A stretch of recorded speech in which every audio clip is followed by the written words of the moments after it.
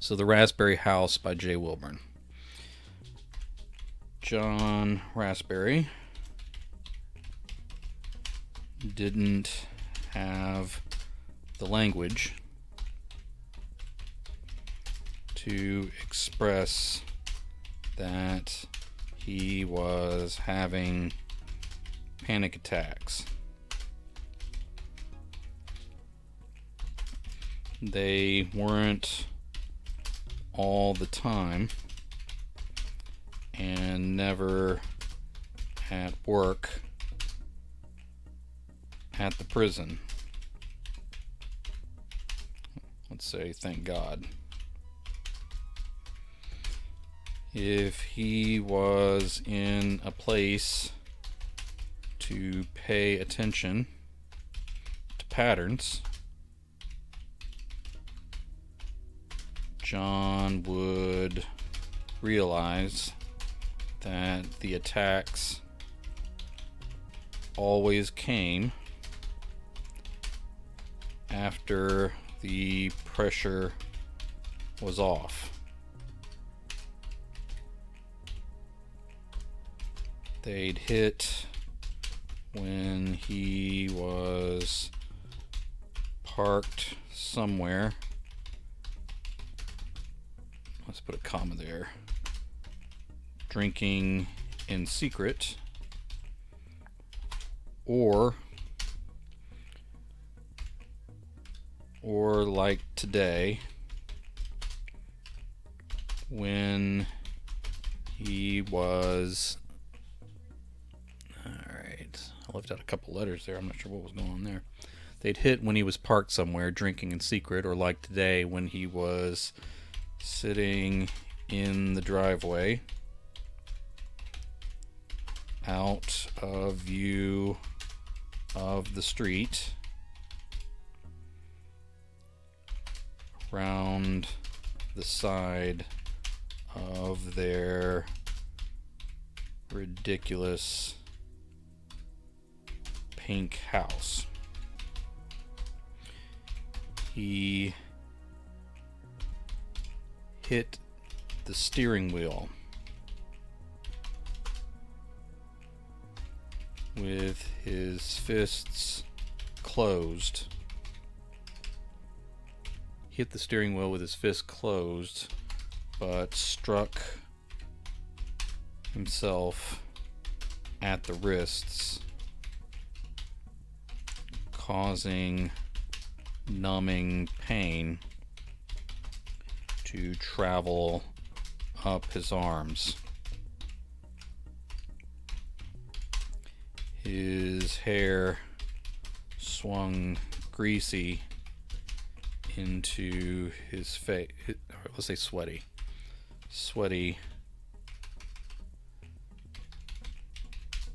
into his face, like some derelict.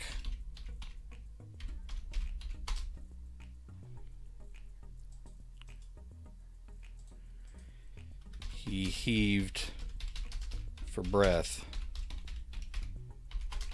but his throat felt tight, and he couldn't get enough air into his lungs. Again, there was a pattern. If he waited, it would pass, and he'd be fine, except for a particularly intense headache. But as far as John was concerned, he was about to die every time.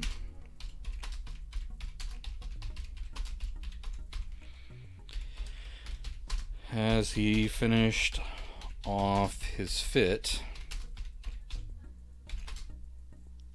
as John called them, say as John thought of them. He probably doesn't talk about it. As John thought of them. Alright, as he finished off his fit as John thought of them.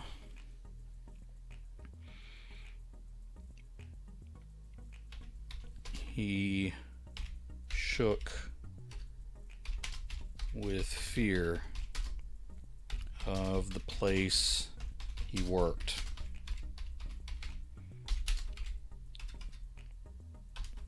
It had been 1 year since the storm, the riot, the escapes, and all those losses. Grinder State Prison was being rebuilt even as it operated. Okay, that is nowhere near the right word. Even as it operated from 2 cell blocks and a temporary cafeteria. Offices were in trailers across the street. Alright, offices were in trailers across the street where help would be far away if it were needed. He returned to slow wheezes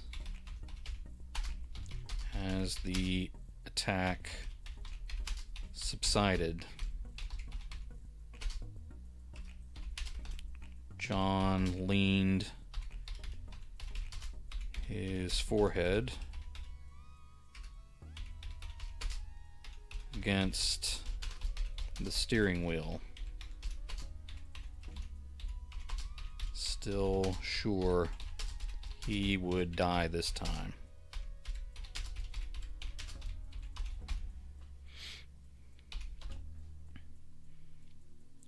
So many of the guys he knew he could count on had died. Died that day in the summer of '79.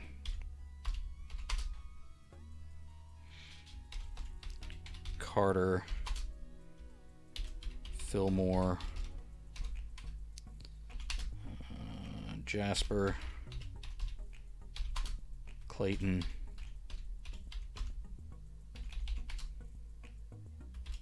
the list went on. The ones who didn't die were transferred. The ones not transferred were laid off.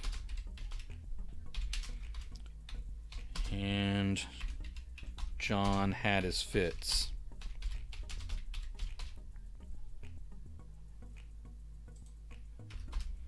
John had his fits after bad shifts, pinned between the wish that they'd let him go and the terror of being without a job or caught not fit for it. Thinking about it made him want to go over in another wave of panic. but he found he could take deeper breaths again.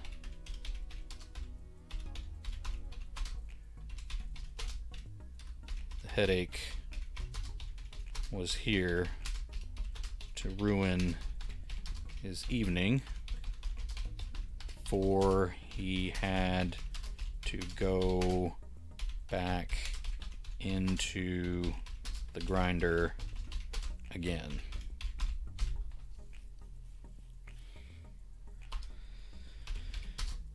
He opened the car door and leaned on the hood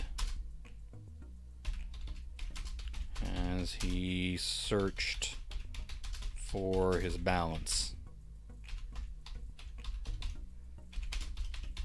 The damn heat and the damned humidity.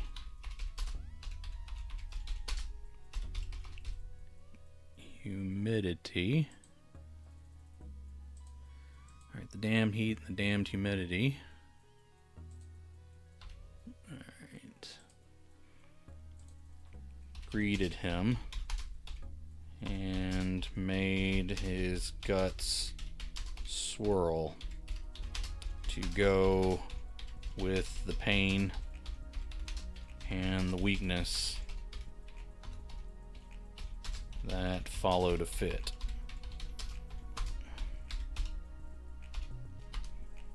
John slammed his car door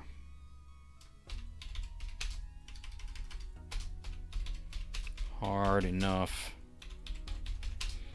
John slammed his car door hard enough to shake it on its shocks.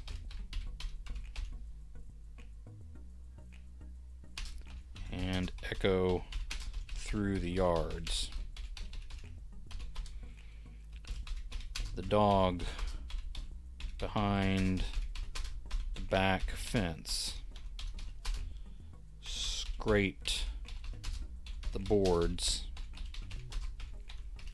and gave its deep demon barks as it jumped up against the other side. He normally liked dogs. Not enough to take care of one himself, but he liked them. He did not like that demon dog that barked so low, loud, and slobbery with any sound he heard on the raspberry side of the fence. Barking made his head hurt more. John rounded the car with his teeth locked together,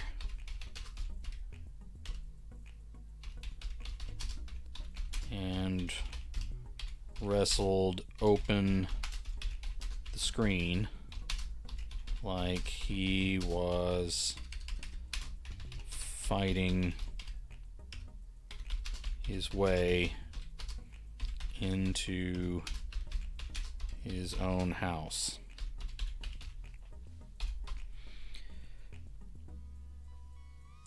Slippery with sweat, the way he always was after one of his fits, He stepped into the cool of the living room by the kitchen and stripped off his work shirt, the sewn, that would be embroidered, wouldn't it? Would you embroider a prison uniform? I don't know. The embroidered name above the pocket said RASP.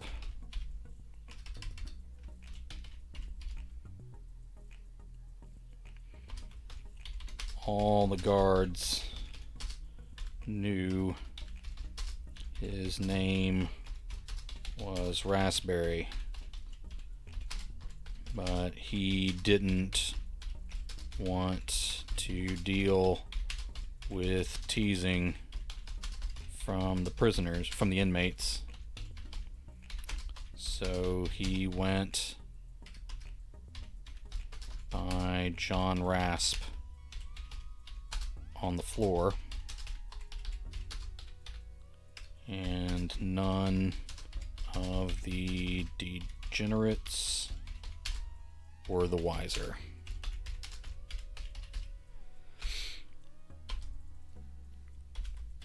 Trixie, he called as he dropped his wet uniform shirt over the back of a dining room chair.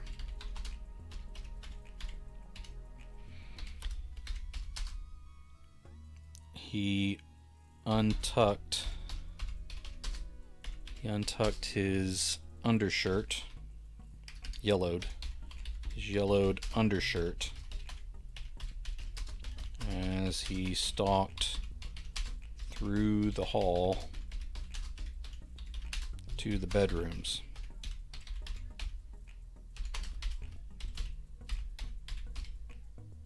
Trixie, you there? His own voice hurt his head, and he squinted through tears of pain.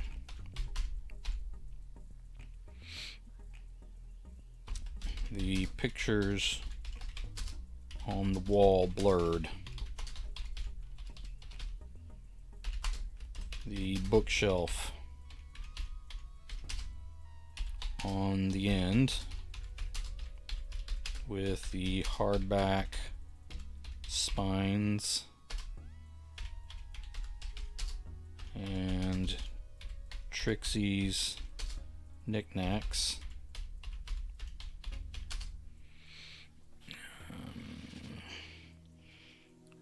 looked to be behind a rain-drenched glass.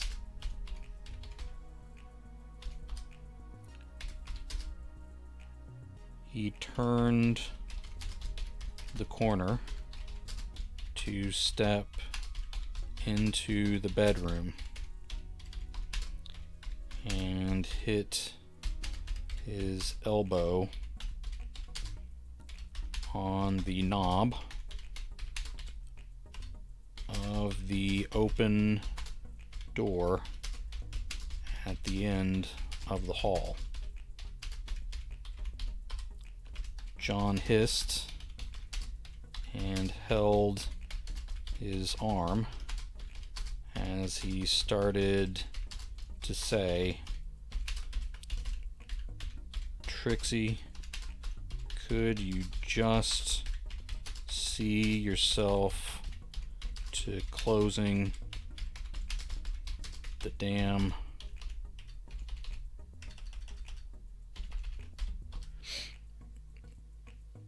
He stopped mid-sentence.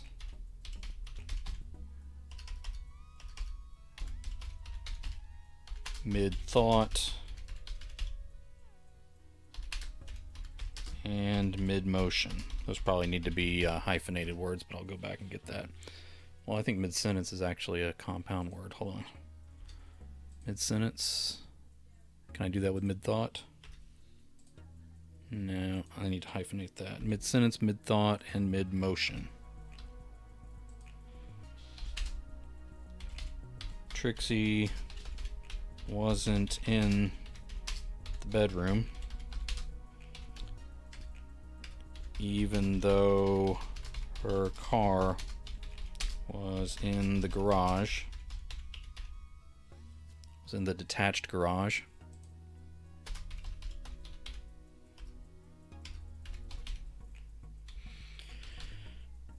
She could have gone for a walk, though she hadn't done that much recently. She could be at a neighbor's gossiping away. He could have missed her somewhere else in the house in his blind pain, but she'd need to explain not answering him.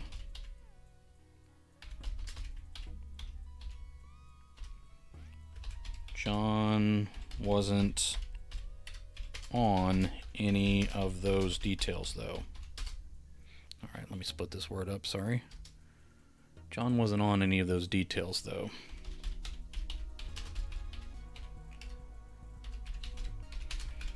He hit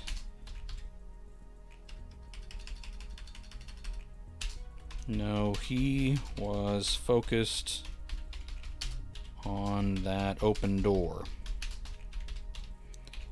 He'd hit his elbow on the knob of a door that shouldn't exist.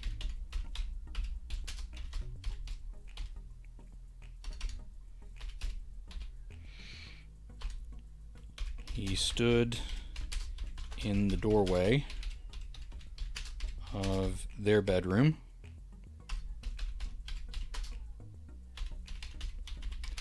and across the hall from the guest room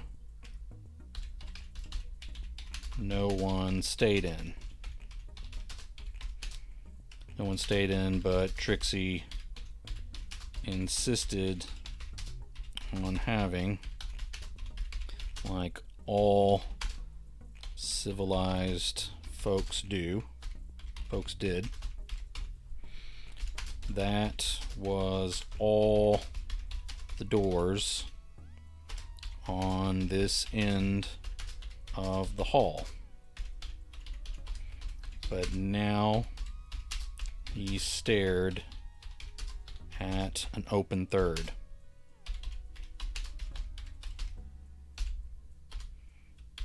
It was dark. It was, hold on, sorry. It was dark in there. A cool breeze that actually felt good against his sweaty body blew out of it.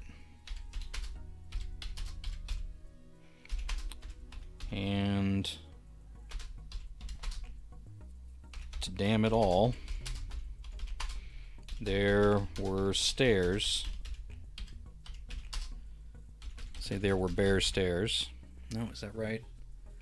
There were unfinished board stairs leading down into a basement below the house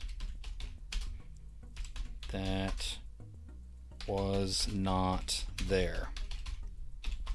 John had gone into the crawl space on multiple occasions to take care of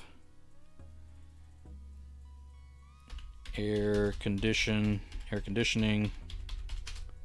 or plumbing issues he could not afford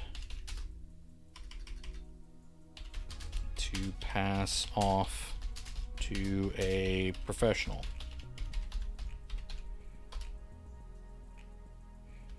They had a crawl space, not a basement.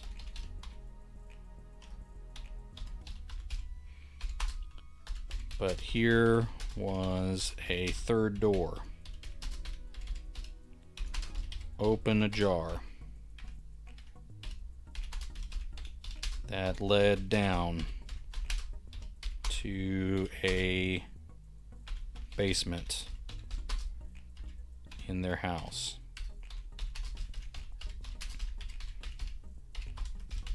That wasn't all of it either.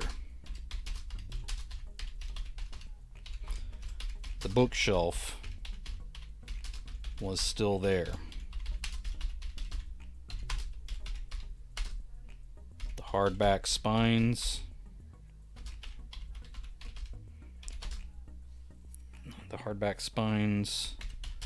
the knickknacks,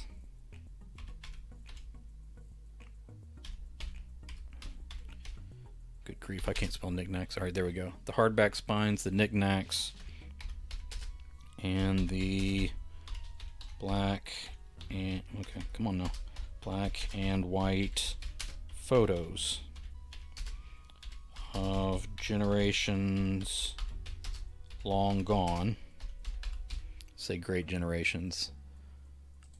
Of great generations long gone, all still stood along that flat, doorless wall. At the same time,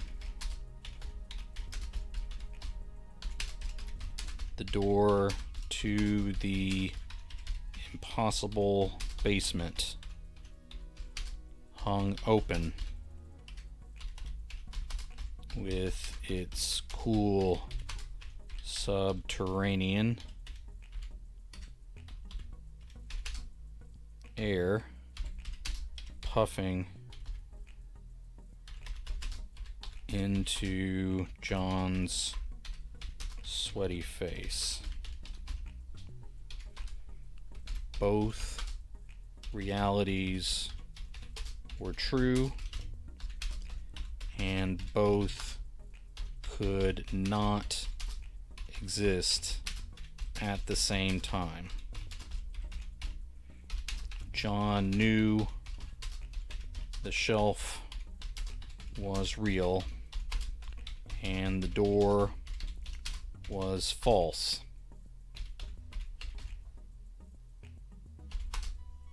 Alright, let me fix a word up there.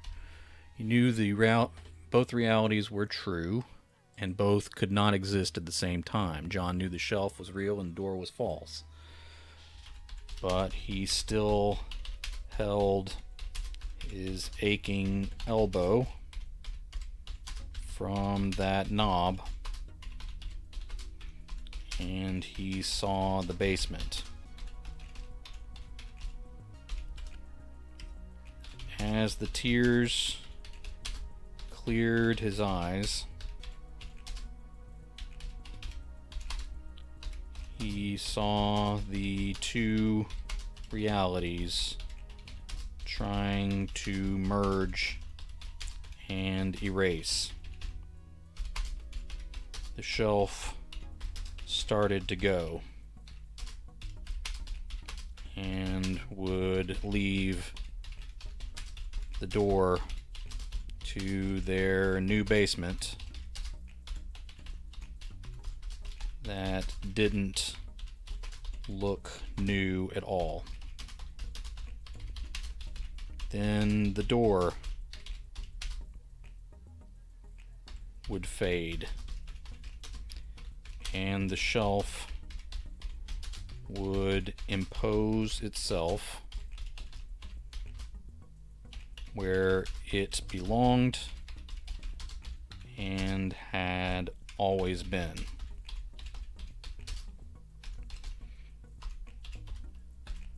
John knew. He just knew. Like the headache, this delusion was part of the after effect of his recent fit. If he waited it out, that alien door would be gone and he could lay down for the evening.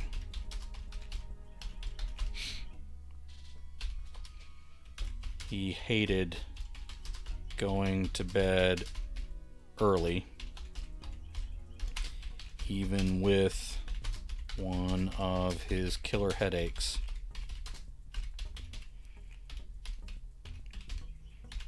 Because it just brought back the prison sooner.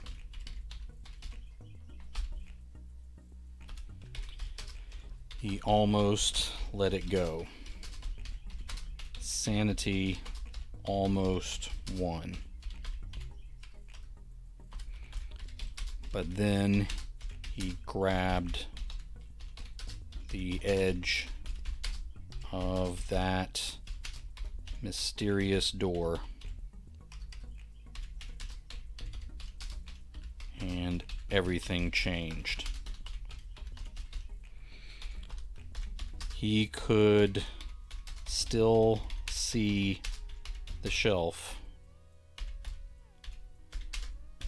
if he tried,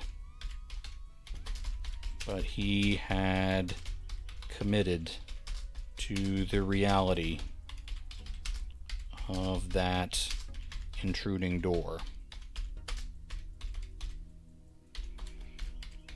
Alright, let me scroll up here.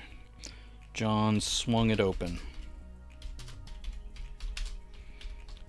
And he walked toe up to the tacked down brass runner that went under the door. It was meant to keep out drafts. The brass was old and chipped and dented, like it had been in place for years. So who in the hell put it there?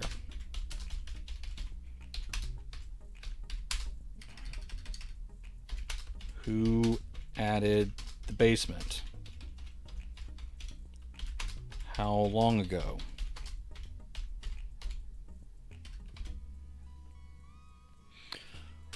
What was going on down there all this time that John only saw the shelf. Amazement and maybe the fear that he should have been feeling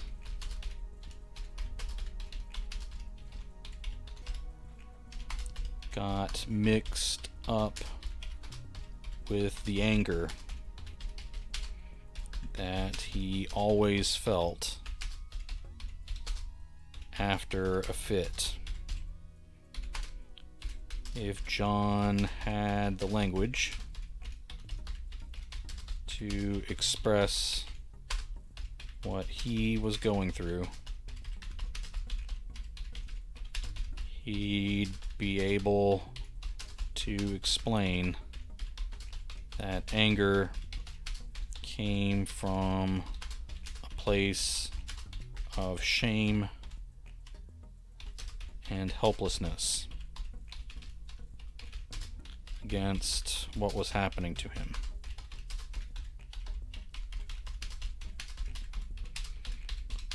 But no one in his life taught those sorts of introspective skills. Not to mention that he was staring down a set of basement steps in a house without a house he had lived in for years without a basement.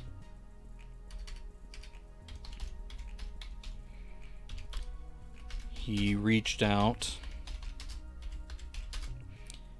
and flipped a stiff switch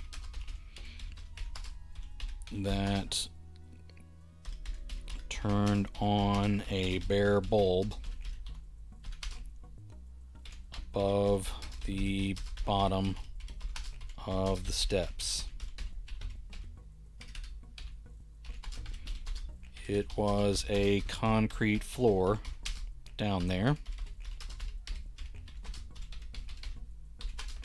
It was dusty and dry with age.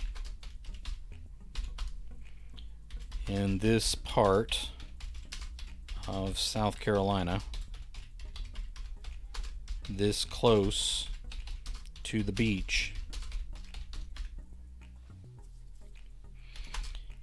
any basement dug this deep wouldn't just be wet.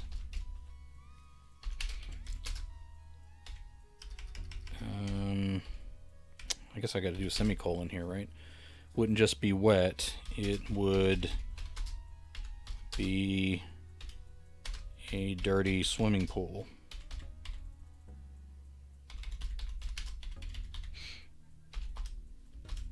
Not the impossible basement, though. John pushed the door the rest of the way open, and all hints of the shelf were gone. Once he committed to do it, he ran down, no, it wouldn't be ran down the steps. He took the steps quickly and held onto the railings as he stood at the bottom. Those railings were in need of tightening, if this place was to become a permanent fixture. All right.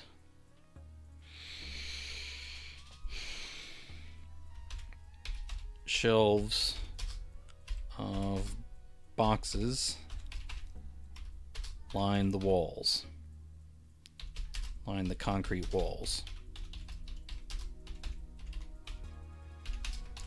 Work benches with a scattering of old, neglected tools marked various points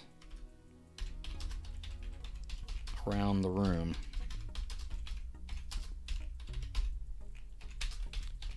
He turned to see more pallets of cardboard boxes stretching down another wing of the L-shaped basement. He supposed he had no way of determining the shape based on what he could see.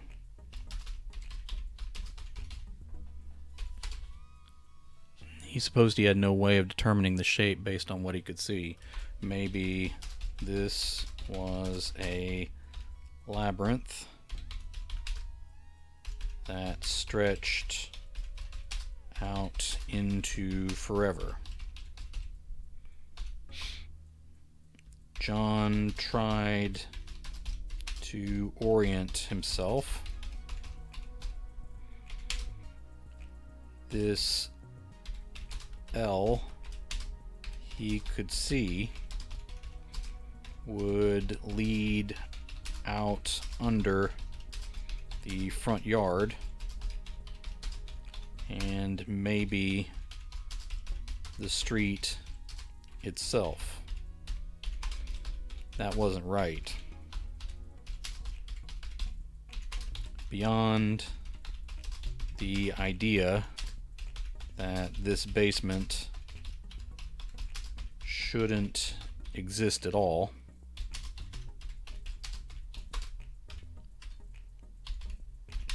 that's not how they were built. The yard and street would fall in if they were. He sort of forgot trying to orient this reality when he spied a dirty window looking out into what should have been underground. John glanced up the stairs and felt dizzy.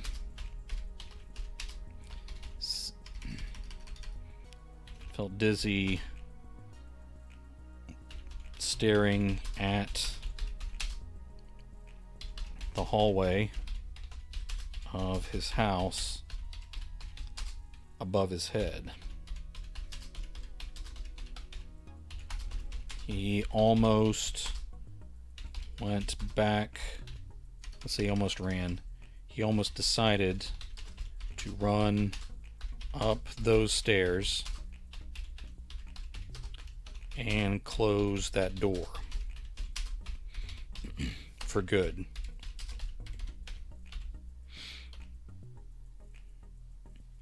So it was probably the candle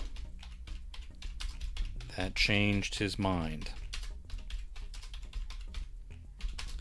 He couldn't just leave a lit and unattended candle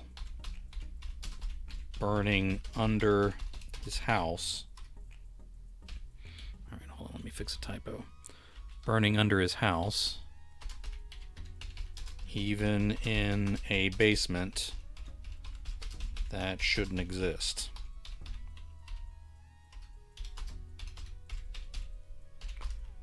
One more glance upstairs, and he almost called to Trixie again. What would he have said? Accuse her of hiding a secret basement from him?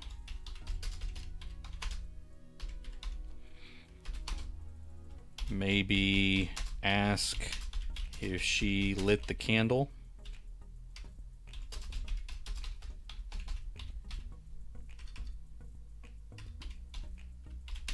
If not her, then who?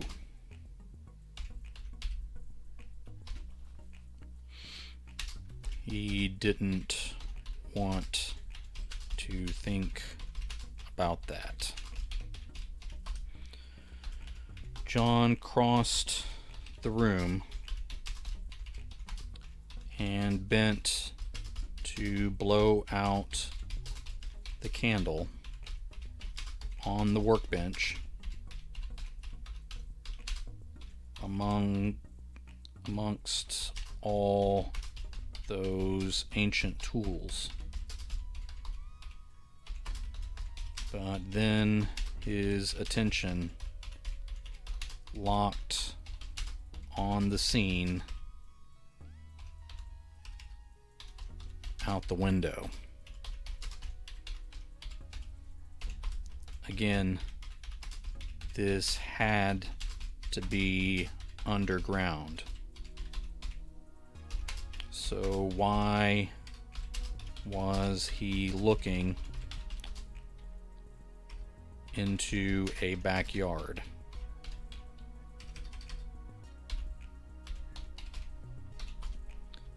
He hesitated to say his backyard, because though some of the details were the same, much was different. Too much. The garage was at the wrong angle.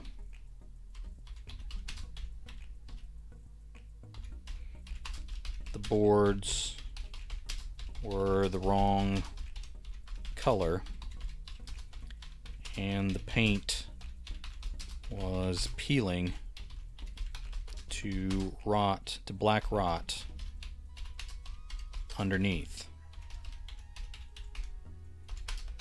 Whoever had neglected to tighten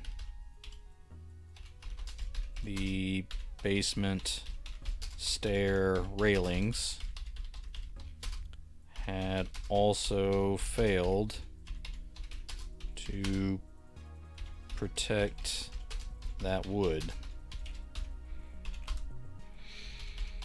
The trees were there, but not quite in the right place.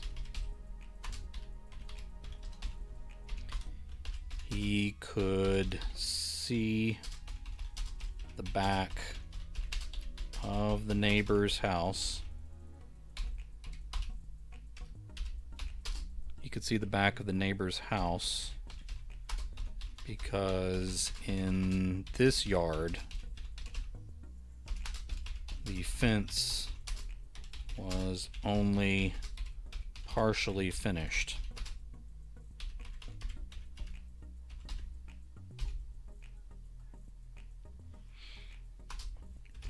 Boards stacked to one side,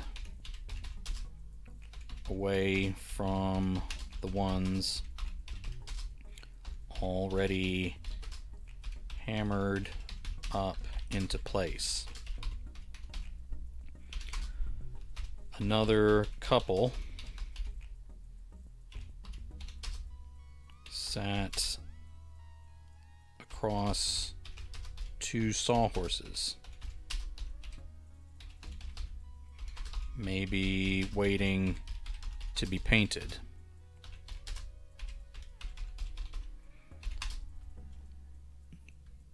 But they looked as old, weathered, and forgotten as the boards on the wrong garage.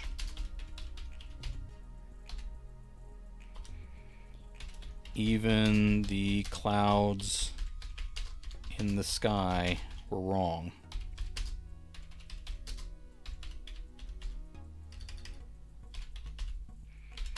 It was overcast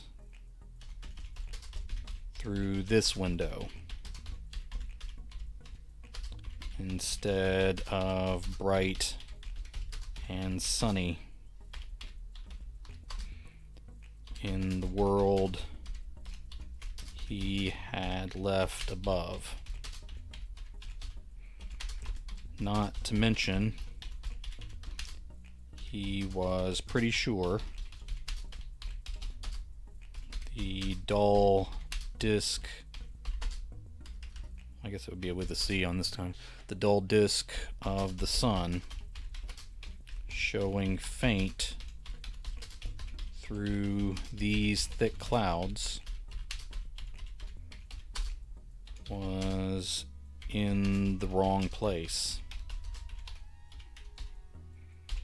It was either rising or setting from the wrong angle.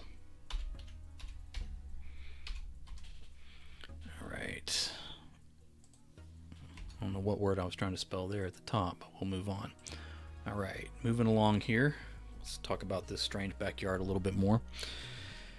He didn't have much time to take in this wrong yard from this impossible basement universe.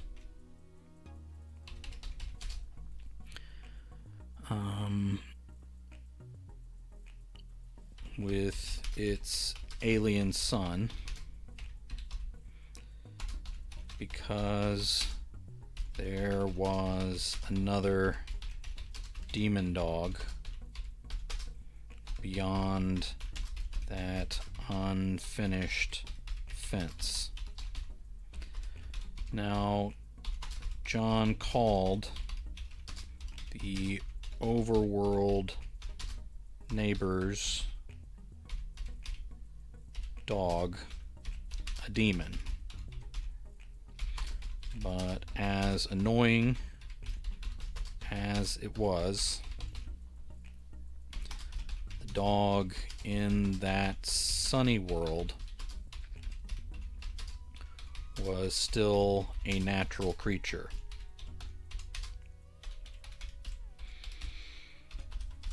The dog down here appeared too long. Its face was almost that of a person wearing dog prosthetics. Definitely spelled that wrong. All right. Yet, as it moved with its nearly hairless coat sliding over its ribs, he could tell this animal was no costume. It sniffed the air and turned toward John's face in the dirty basement window.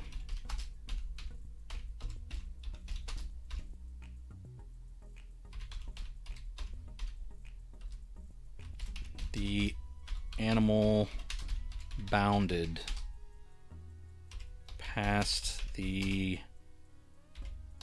property lines and crossed the yard in awkward but effective leaps. John backed away from the window. John backed away from the window, knowing that glass, let's say that single pane glass, was not going to hold this monster out. He held his hands in front of him in a warding gesture. The dog thing put its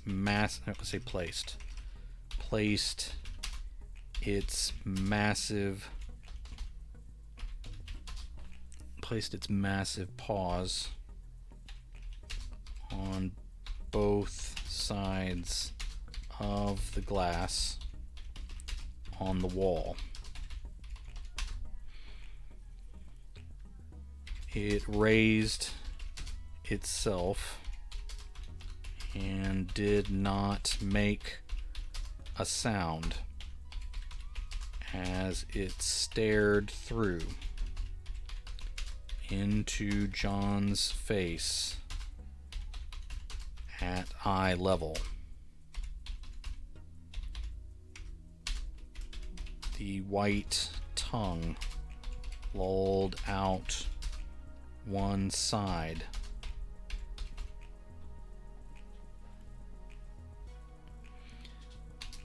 Of its open mouth with over sharp teeth. They just stared at one another. John was afraid to move. The dog thing seemed happy to go on studying the quivering man inside.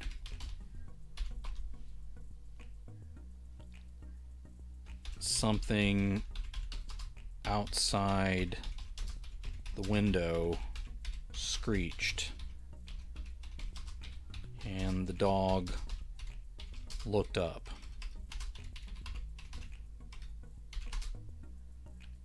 It gave a whimper that sounded too much like a human moan. Alright. The dog dropped out of view, but John stood unmoving long enough. The dog dropped out of view, but John stood unmoving long enough to hear it digging and sniffing around the base of a wall that could not be there.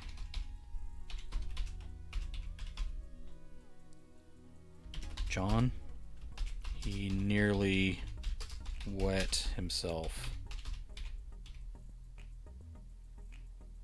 but held his bladder and the edge of the stairs frame behind him. He was afraid to speak for fear of attracting that terrible animal's attention again. John, is that you? Are you here? He turned his head toward the darkness between boxes. He turned his head toward the darkness between boxes leading down the other wing of the basement.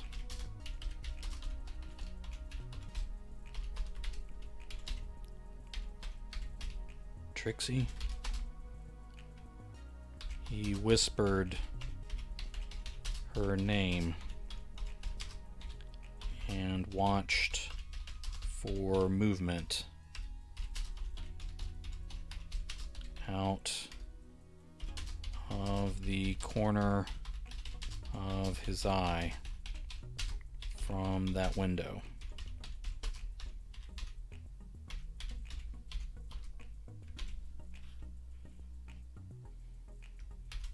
John, I don't know where I am.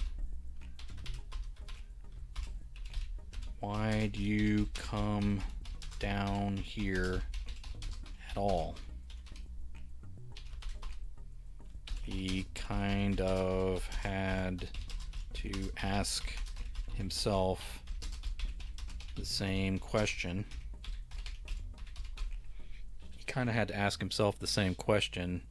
Now that he was here.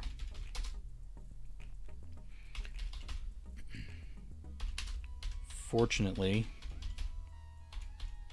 she did not ask it, so he didn't have to defend himself.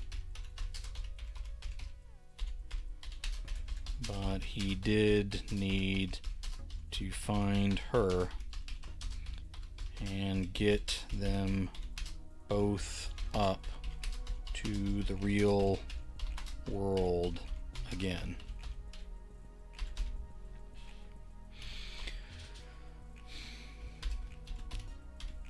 Trixie, come to my voice.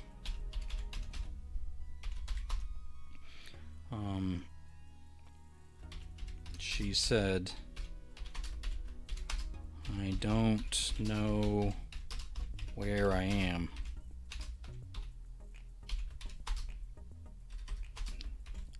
How far does this go?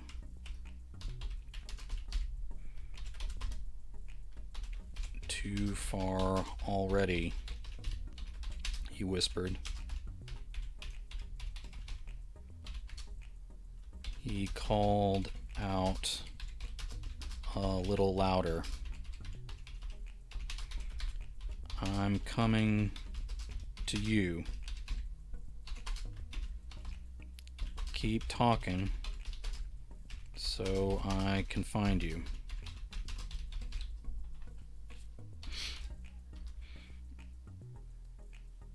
He forgot about the window, the candle,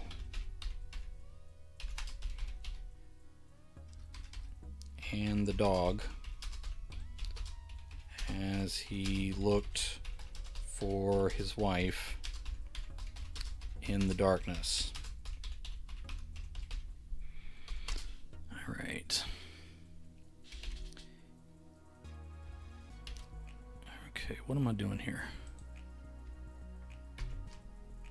He did think he should have looked on all those cluttered benches for a working flashlight. Okay. But what were the odds that the guy who let his garage rot would have kept up the batteries in his flashlight?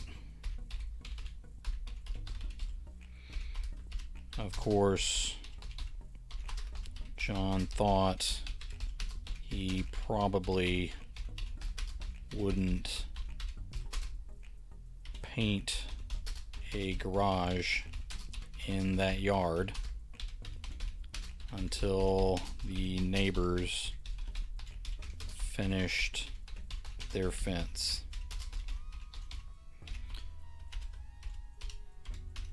Trixie,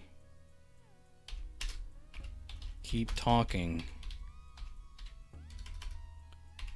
I said. I'm walking blind here.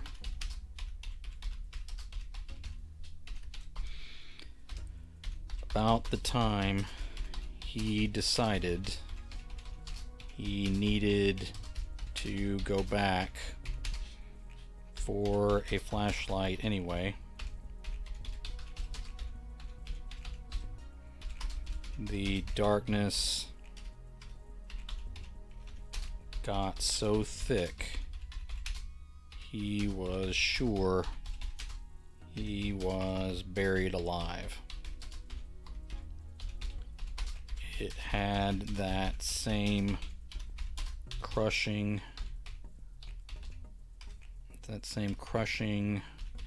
weight feeling from, let's say, as one of his fits. Then John stepped out into bright light and vivid color that put the overworld day and their silly pink house to shame.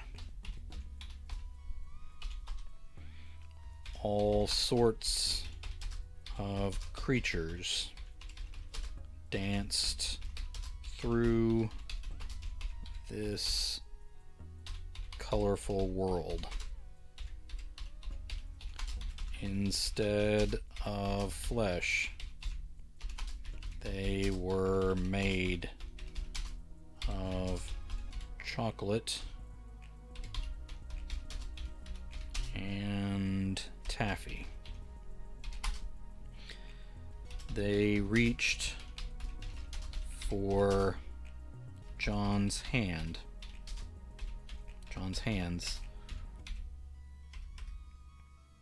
with their own cartoonish gloves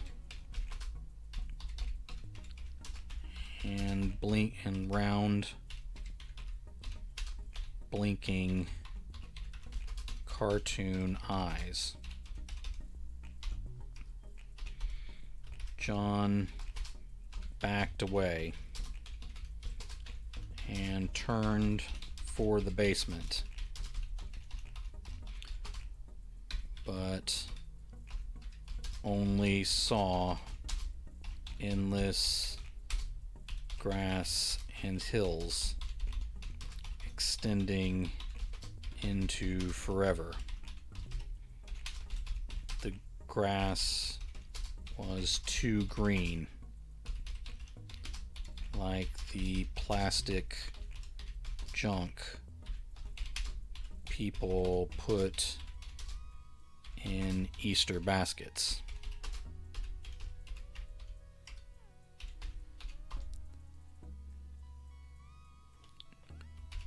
I need to go back.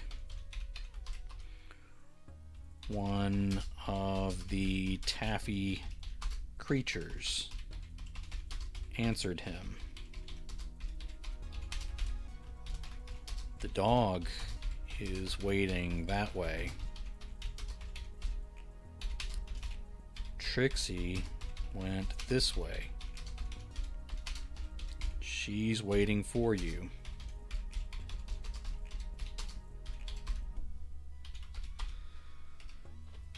At least his headache was gone.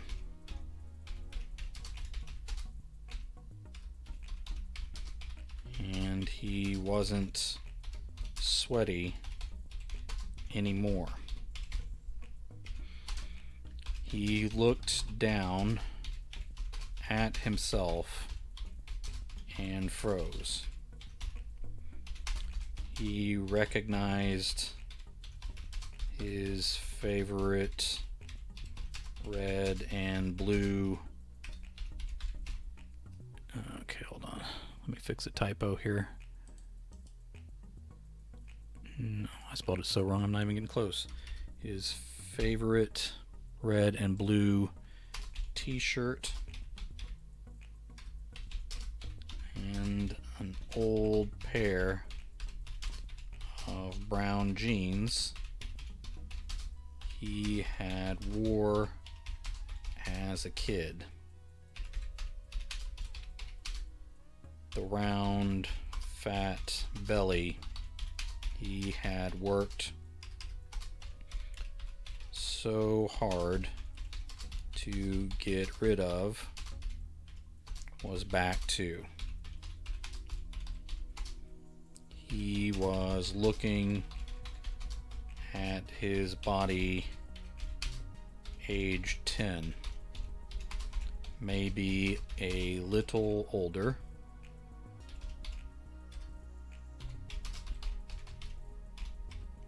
But he didn't think so.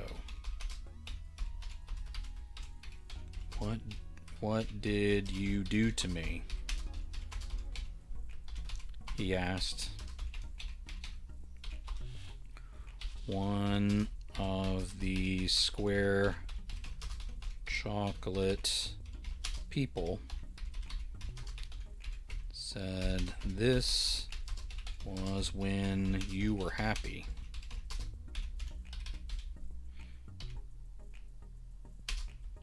No sadness this way. That way leads back to the grinder. And more of your silly little pink house fits. Hey, he said. The chocolate man shrugged. Trixie likes it here. She comes all the time.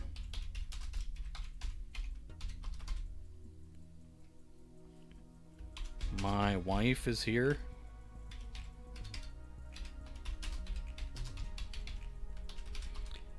A taffy creature giggled and said, "You're too young for a wife."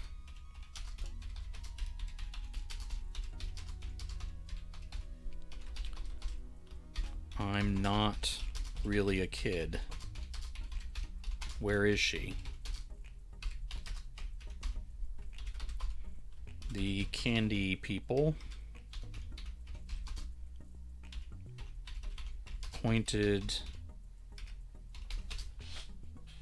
past a syrupy river with peppermint bridges over them. One of the chocolate men. Alright, let's see if it'll let me cheat on the spelling here. It will. Alright. One of the chocolate men said, "And you can be a kid again if you'll just allow it."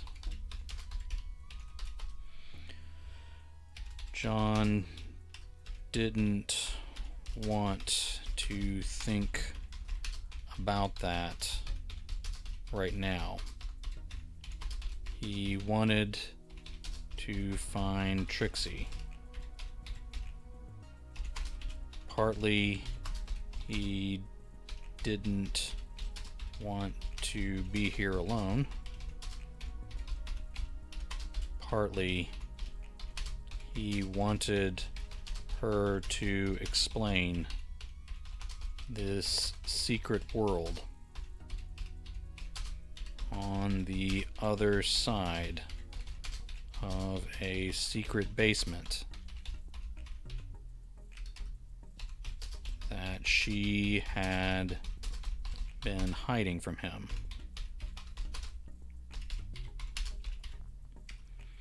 All right. He allowed the candy people to take him across the bridge and through the rolling fields. He started to demand, okay, let's say he was about to demand they produce Trixie. But a castle rose out of the mist. Without another word, he let them take him further. At the base of the castle,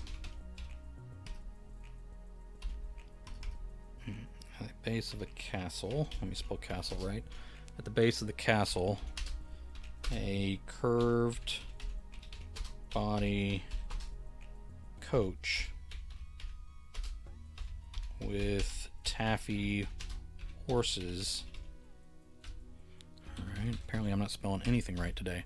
With taffy horses on the front, waited for him.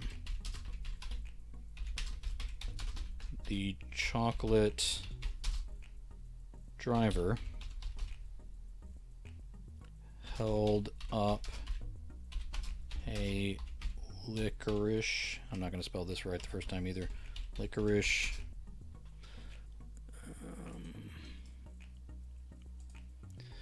a licorice whip and said, "We are getting closer. Climb in and I'll take you. Can I explore the castle first?" John asked in a voice that sounded like a kid again. "We're in a hurry," the driver said.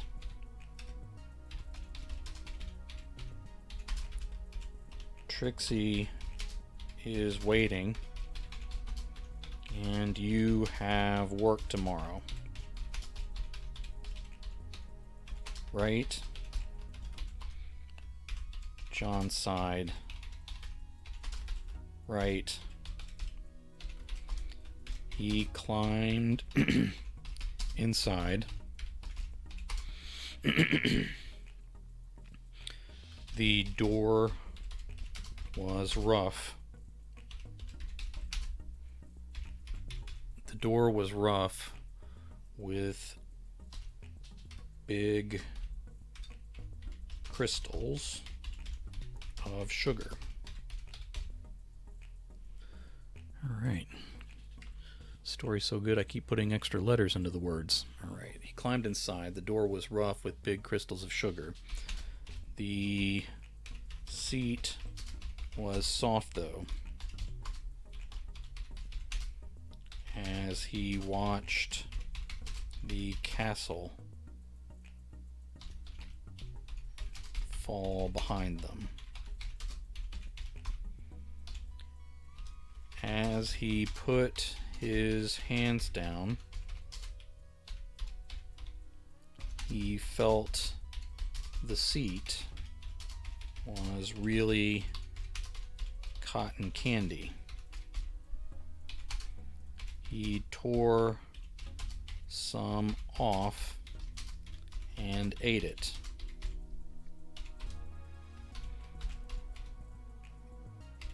Butts have been on this candy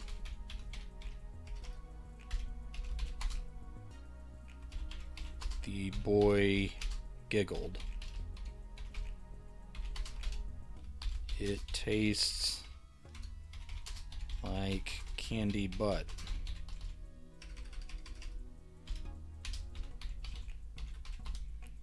Now he laughed out loud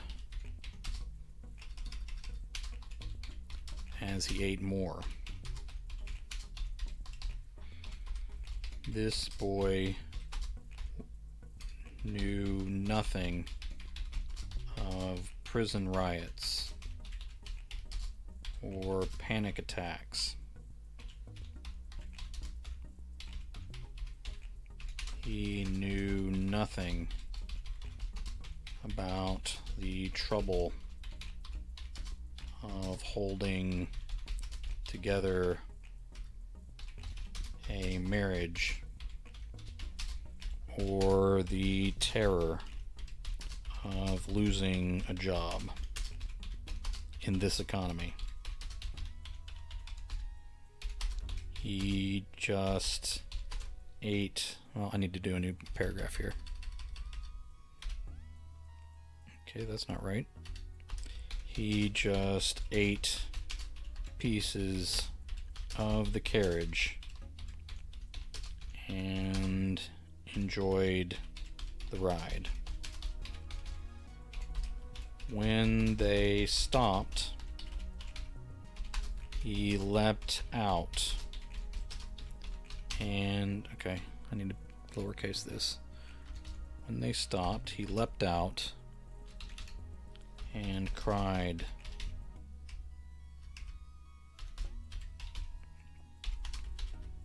"Trixie."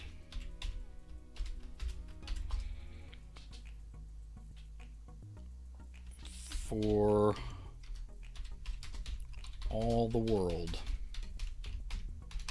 young John could not remember whether, for all the world, John could not remember whether that was his mom's name, his sister, his girlfriend, or his wife.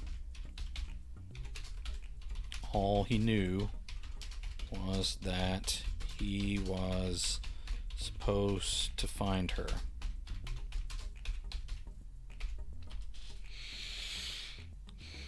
Instead, he stood before a tall, thin man. The man wore a bright crown, striped pants, and a peppermint scepter.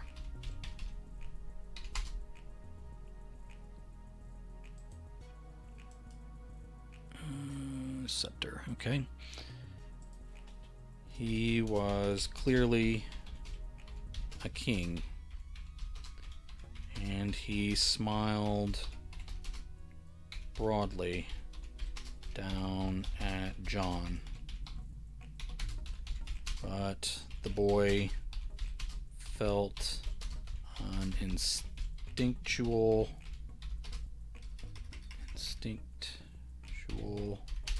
fear in his lower lizard brain.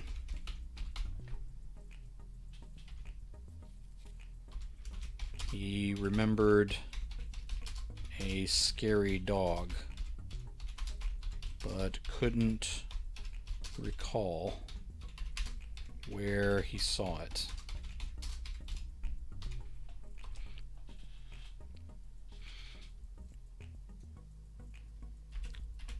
I'm the Candy Cane Man.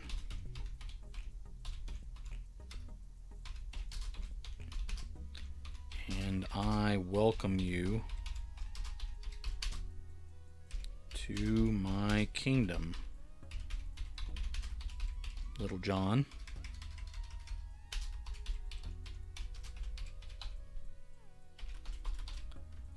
I don't like being called little. And why would you, John? Candy Cane Man asked. That would be the sort of thing that could turn a boy into an insecure man who is always fighting with the image of himself. No one wants to be that sort of creature. Am I right, John? He had no idea what that meant. I'm looking for someone.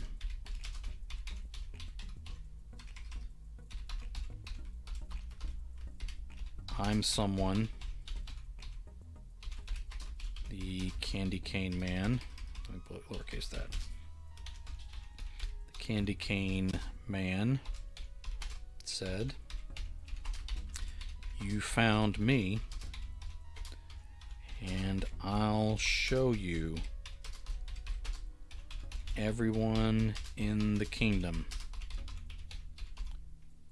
no matter how far we have to go." If I show you everyone, then you will find your someone. Right, John? He shrugged.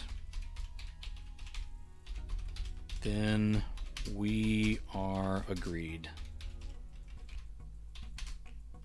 Join me and let's get started.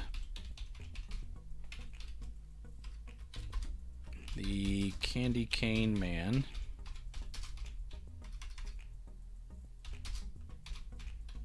led John onto his cotton candy cloud. They drifted out from the edge of the cliff and sailed high through the air.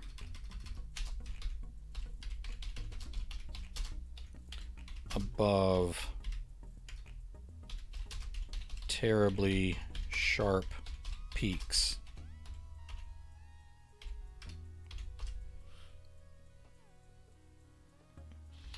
Little boy John hugged the stranger's side.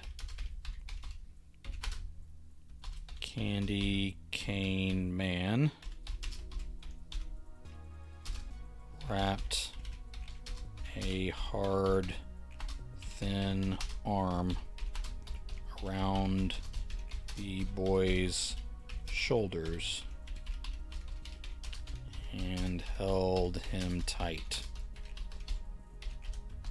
John was hungry, but didn't want to eat the cloud holding them up. So he stayed quiet as they sailed deeper and deeper into this sugary world. Alright, scene break. Trixie Raspberry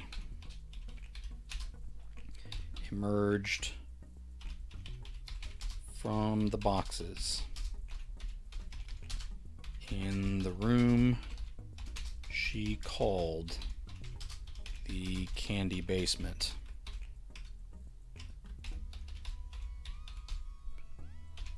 She leaned over a bench next to the window and blew out the candle.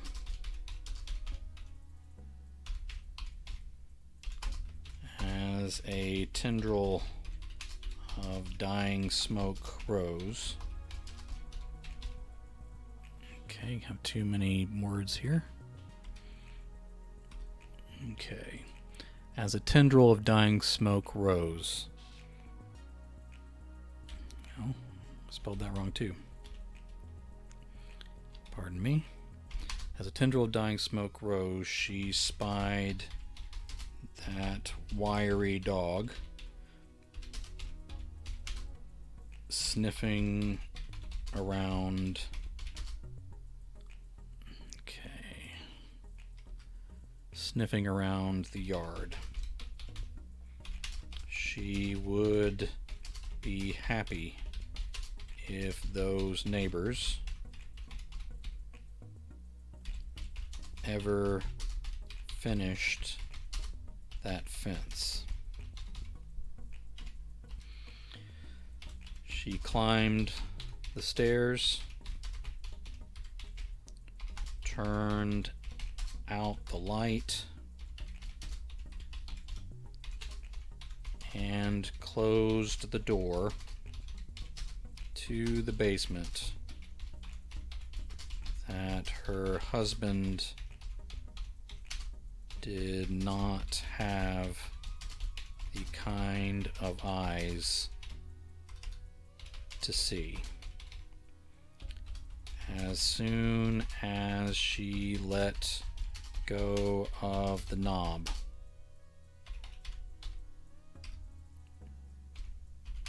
she felt the hard edge of the shelf where the door used to be. She knew that door was still there.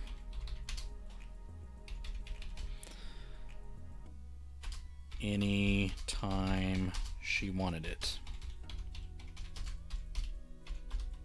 But for now,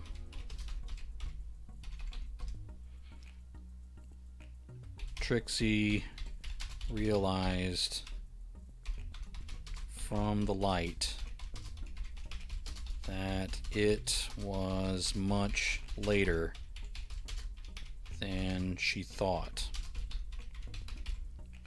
She must have been down there a while.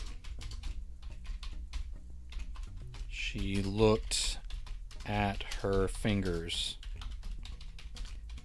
and saw they were sticky from all the candy.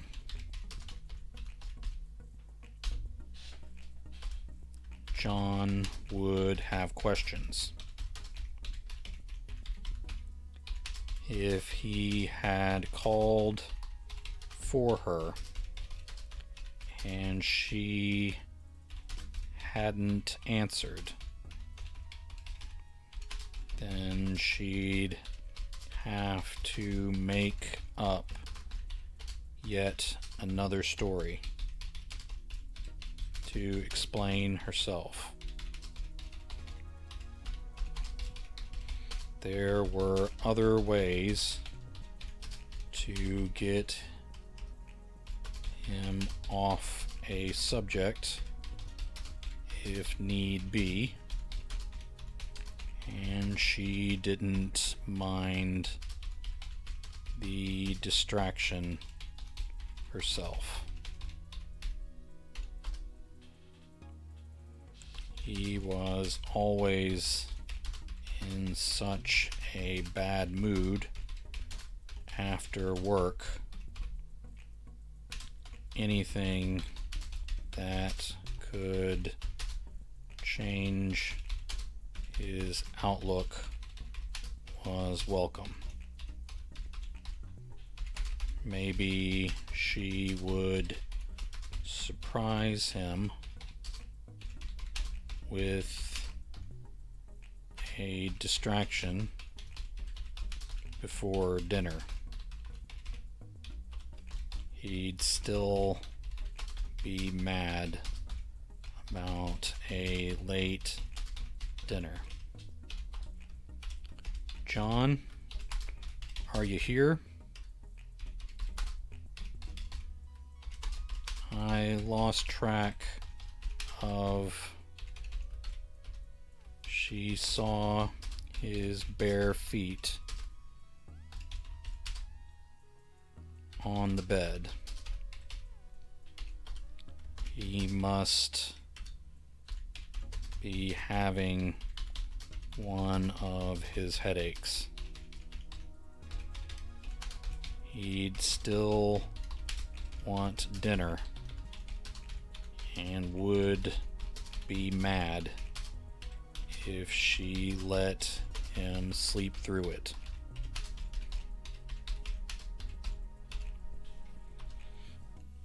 All right. As she tiptoed in, she saw he had stripped down to his briefs and undershirt. He'd want his uniform washed and dried before morning. Then she saw his open mouth and his blank eyes. John.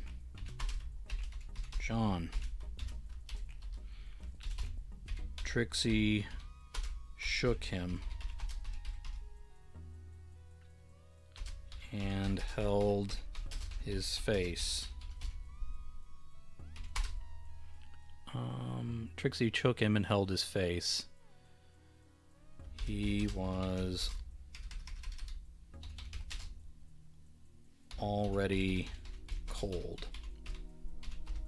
She put her ear to his chest and found it still and silent. That place, that terrible place that stole all his joy every day, had finally taken him. At least he passed here in his home instead of there. She took his cold hands in hers and found they were as sticky as hers. Little slivers of sugary pink were stuck under his nails. Trixie looked out into the hallway and caught just a glimpse of the doorknob, of the knob to the door to the candy basement before it melted back into the shelf again.